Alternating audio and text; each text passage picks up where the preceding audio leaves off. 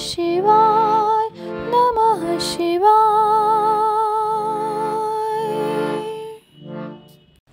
गजासुर की तपस्या, वर प्राप्ति और उसका अत्याचार, शिव द्वारा उसका वध, उसकी प्रार्थना से शिव का उसका चर्म धारण करना और कृत्तिवासा नाम से विख्यात होना तथा कृत्तिवासेश्वर लिंग की स्थापना करना। सनत कुमार जी कहते हैं, व्यास जी अब परम प्रेम पूर्वक शशि मौली शिव के उस चरित्र को श्रवण करो जिसमें उन्होंने त्रिशूल द्वारा दानवराज गजासुर का वध किया था। गजासुर महिषासुर का पुत्र था। जब उसने सुना कि देवताओं से प्रेरित होकर देवी ने मेरे पिता को मार दिया था, तब उसका बदला लेने की भावना से उसने घोर तप किया। उसके तप की ज्वाला से सब जलने लगे। देवताओं ने जाकर ब्रह्मा जी से अपना दुख कहा। तब ब्रह्मा जी ने उसके सामने प्रकट होकर उसकी प्रार्थना के अनुसार उसे वरदान दे दिया कि वह काम के वश होने वाले किसी भी स्त्री या पुरुष से नहीं मरेगा, महाबली और सबसे अजेय होगा।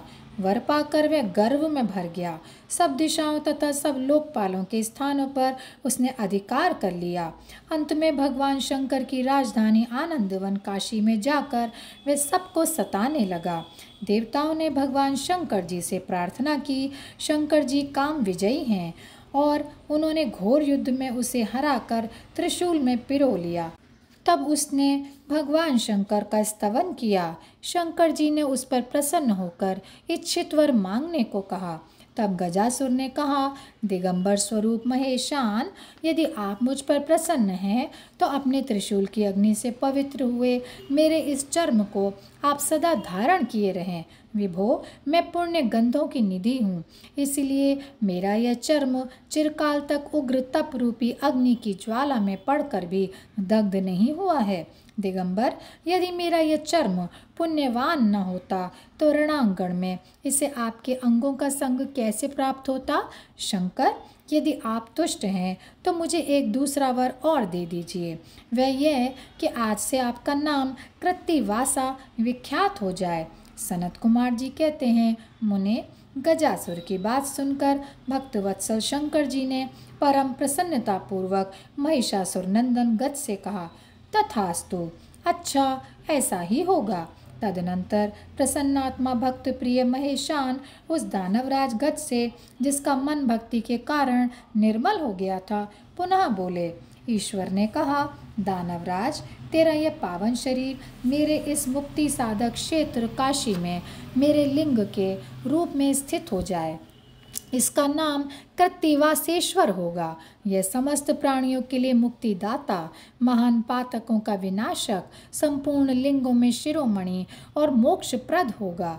यों कहकर देवेश्वर दिगंबर शिव ने गजासुर के उस विशाल चर्म को लेकर ओढ़ लिया। मुनीश्वर, उस दिन बहुत बड़ा उत्सव मनाया गया। काशी निवासी सारी जनता तथा प्रमथगण हर्ष मग्न हो गए। विष्णु और ब्रह्मा आदि देवताओं का मन हर्ष से परिपूर्ण हो गया।